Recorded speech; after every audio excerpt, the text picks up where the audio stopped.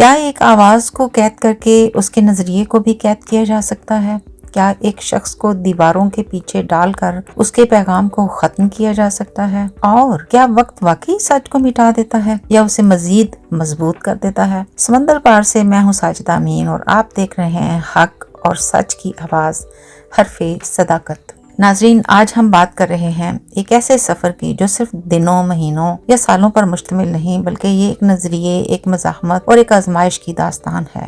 1000 دن یعنی 24,000 گھنٹے اور ہر لمحہ ایک سوال، ہر لمحہ ایک امتحان۔ ان 1000 دنوں میں 200 سے زائد کیسز، 50 سے زیادہ بار ضمانتیں، بار بار عدالتوں کے چکر، اور پھر بھی ایک بھی ایسا جرم ثابت نہ ہو سکتا ہو جو اس تمام بیانیے کو درست ثابت کر سکے۔ ناظرین، یہ صرف قانونی جنگ نہیں، یہ ایک بیانیے کی جنگ ہے۔ توشہ خانہ کیس ہو، سائفر کیس ہو، عدت کیس ہو یا 9 مئی کے مقدمات، ہر کیس کو ایک بڑی کہانی کے طور پر پیش کیا گیا، مگر جب بات ثبوت کی آئی تو خاموشی چھا گئی۔ 9 مئی کے حوالے سے نہ کوئی واضح آڈیو سامنے آئی، نہ کوئی ایسی ویڈیو جس میں براہ راست کسی ہدایت یا جرم کا ثبوت ہو۔ اس کے باوجود مقدمات کی بھرمار اور پھر ایک کے بعد ایک کیس، یہ سب اس تاثر کو مضبوط کرتے ہیں کہ معاملہ صرف قانون کا نہیں بلکہ کچھ اور بھی ہے۔ عدت کیس جیسے معاملات نے تو اس بحث کو مزید گہرا کر دیا، جہاں ذاتی زندگی کو بھی عدالتی دائرے میں لا کر ایک نیا باب کھولا گیا۔ ناقدین کے مطابق یہ اس بات کی علامت ہے کہ جب مالی یا دیگر الزامات میں مضبوط بنیاد نہ مل سکے تو دباؤ بڑھانے کے لیے دیگر راستے اختیار کیے جاتے ہیں، اور جب ان کیسز کی سماعتیں کھلی، عدالت کے بجائے جیل کے اندر ہوں، تو سوالات خود بخود جنم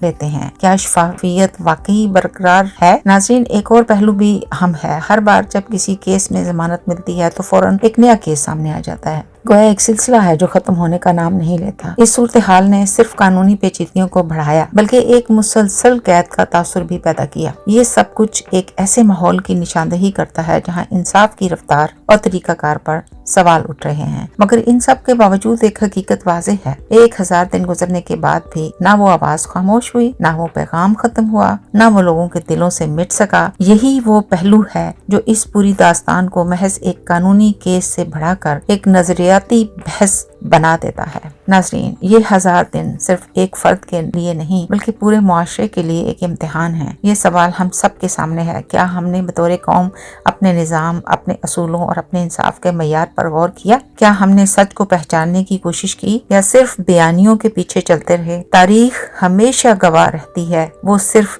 یہ نہیں دیکھتی کہ کیا ہوا، بلکہ وہ یہ بھی دیکھتی ہے جب یہ سب ہو رہا تھا تو ہم کہاں کھڑے تھے۔ تو میں آج اپنے 26 کروڑ بہنوں، بھائیوں، ماؤں کو یہ التجا کرتی ہوں کہ وہ ضرور اس کے اوپر غور کریں اور سوچیں کہ ہم کہاں کھڑے ہیں، ہمارے بچوں کا مستقبل کدھر ہے اور ہم کس جانب جا رہے ہیں، اور تاریخ اپنے صفحات پر کیا لکھتی جا رہی ہے۔ بہت ضروری ہے اس کو سوچنا، سمجھنا اور آگے اپنے فیصلوں کو اس کے مطابق کرنا۔ پاکستان زندہ باد۔